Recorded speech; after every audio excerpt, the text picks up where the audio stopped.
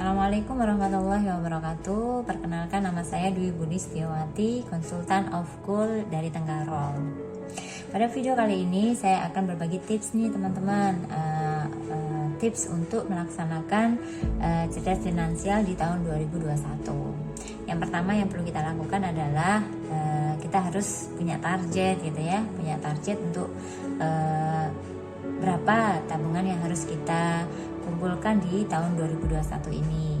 Misalnya kita perkecil, kita targetkan di tiap bulan kita mengumpulkan emas EOA goalsnya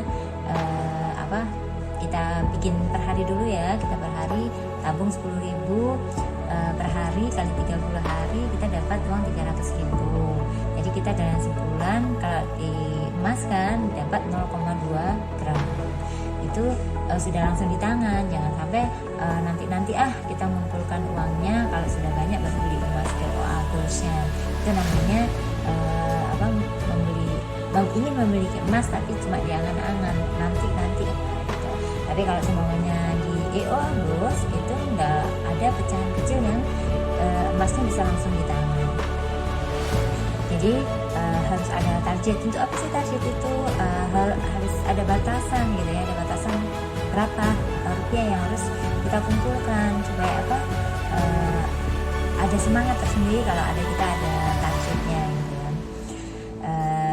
Yang kedua yang perlu kita lakukan, tips yang kedua adalah ada pencatatan dan pengeluaran gitu.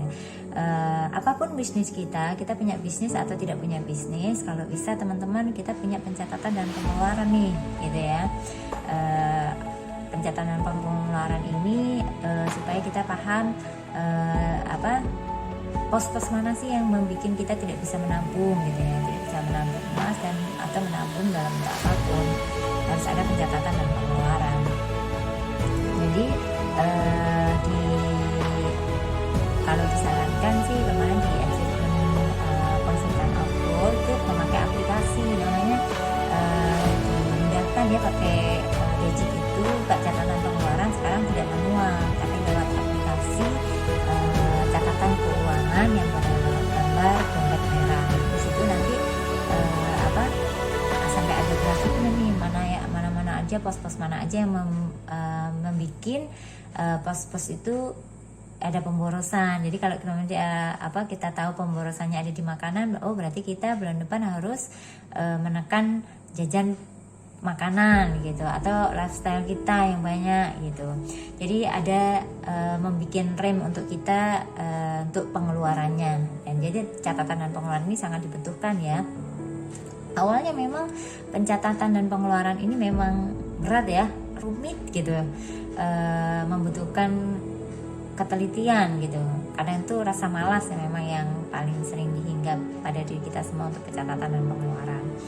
Yang penting adalah komit untuk melakukan pencatatan pengeluaran, komitmen lah, istiqomah gitu ya. Mudah-mudahan dengan pencatatan dan pengeluaran kita bisa tidak besar pasak daripada tiang gitu, jadi bisa tahu mana pos yang harus kita kurangi.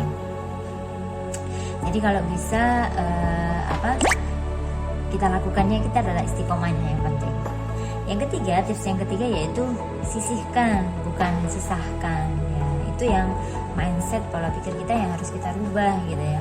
Jadi berapapun gaji kita yang kita dapat, kalau bisa bikin diagram finansial. Diagram finansial itu gimana sih gitu ya, diagram finansial berapapun gaji kita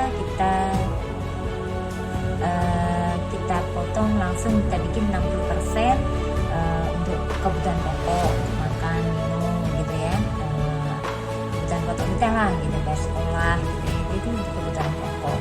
Yang 40% kita bagi dalam 4 pos. Yang pertama pos untuk tabungan atau investasi, apapun tabungan atau investasinya ya teman-teman. Terus yang kedua untuk jiswaf, 10%-nya untuk jiswaf. Jadi di berapapun gaji kita minimal harus ada pos untuk pembayaran zakat dan infaknya gitu. Yang ketiga 10%-nya ini ada lifestyle ya, dan 10% itu kalau bisa kita beli baju, kita beli handphone, kita beli tas, itu tidak lebih dari 10% dari penghasilan kita. Kalau lebih ya kalau bisa dikurangi gitu ya. Jadi ada pos-posnya tersendiri. Yang keempat, yang 40% tadi kita bagi dari 10%. Yang keempat yaitu untuk kebutuhan darurat, semuanya ada keluarga sakit gitu ya, atau kita sakit, itu ada, kita ngambil dari 10% tabungan kita di kebutuhan darurat. Itu adalah sisihkan, bukan sisahkan sebenarnya. Kalau disisihkan itu kan sudah pasti ya angkanya berapa. Misalnya 10% dari angka 1 juta itu 100 ribuan gitu ya, ada nilainya, nominalnya tuh pasti sebulan tuh 100 ribu lah segitu.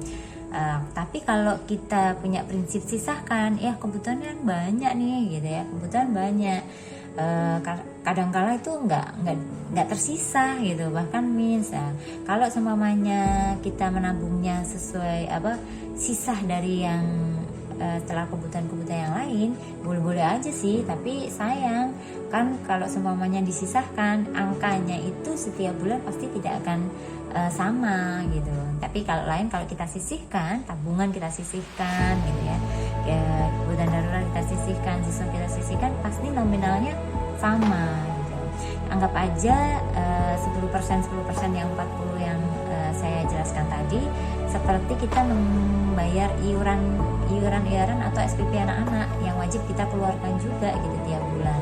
Jadi memang harus ada pos yang harus kita keluarkan. Jadi ada kebutuhan-kebutuhan yang lain, kita ambil dari 60% dari kebutuhan pokok gitu.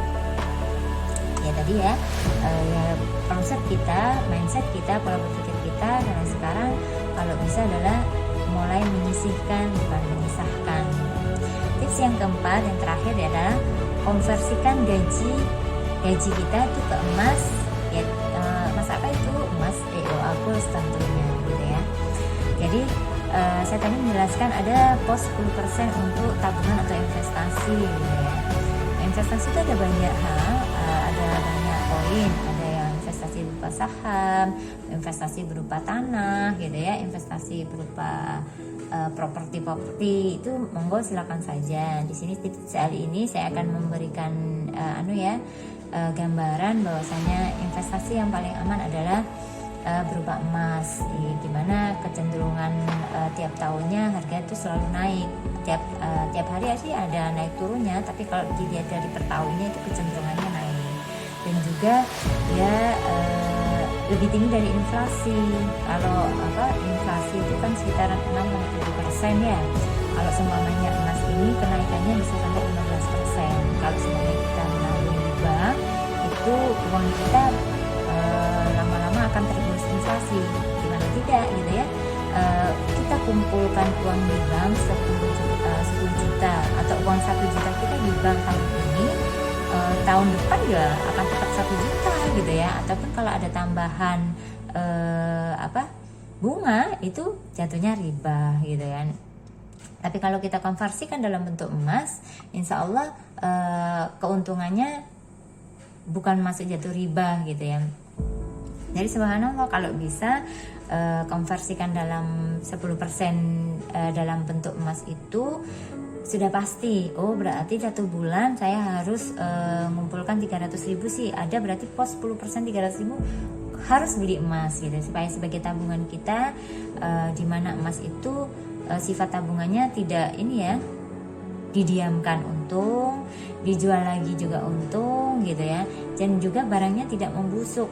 Kalau semuanya kita investasi tanah itu benar memang makin lama harganya juga lebih mahal, tetapi kadang kita pada waktu butuh uang itu jualnya nggak bisa seketika itu. Kita jual tanah sekarang laku besok itu jarang sekali, biasanya dibutuhkan waktu yang lama. Tapi kalau emas, kita butuh uang sekarang, kita jual emas kita sekarang, kita akan dapatkan uangnya sekarang juga, bisa langsung gak mudah untuk dicairkan gitu. Dan juga kalau emas EOA Gold itu di seluruh Indonesia, member agennya sudah tersebar di seluruh Indonesia ya, ribuan gitu. Jadi dimanapun kita tempat tinggal, kita tinggal menghubungi di link website EOA Gold gitu ya, di aplikasi gitu ya. Karena sekali lagi saya jelaskan bahwasanya kenapa harus emas itu, karena salah satu cara terbaik untuk mengumpulkan rupiah kita. Karena aman, bebas inflasi, nilainya stabil dan cenderung naik setiap tahunnya gitu ya. Sekarang menabung emas bukan hal yang sulit lagi, nggak perlu nunggu uang banyak dulu baru bisa beli logam mulia, tetapi ada di EOA Gold ada pecahan kecil-kecil. Yang kecil adalah 0,1 gram yang harganya sekitar 120-an. Itu sudah punya emas logam mulia 24 karat. Jadi sesuaikan dana aja, yang penting dananya ada baru kita konversikan dalam bentuk emas. Yang penting dalam stick untuk melaksanakan cerdas finansial ini adalah komitmennya, istiqomahnya gitu ya. Jadi artinya adalah just do it, lakukan aja dulu, beli emasnya dulu sesuai dengan dana, kumpulkan menabungnya dalam bentuk emas, kalau belum dalam bentuk emas, insya Allah lebih untung, lebih aman dan mudah untuk dicairkan. Mudah-mudahan tips kali ini yang saya berikan bisa bermanfaat bagi teman-teman semua. Kalau memang ada yang salah, murni dari saya pribadi, segala sesuatu kebenaran adalah milik Allah. Terima kasih atas video perhatiannya. Akhir kalam saya akhiri. Assalamualaikum warahmatullahi wabarakatuh.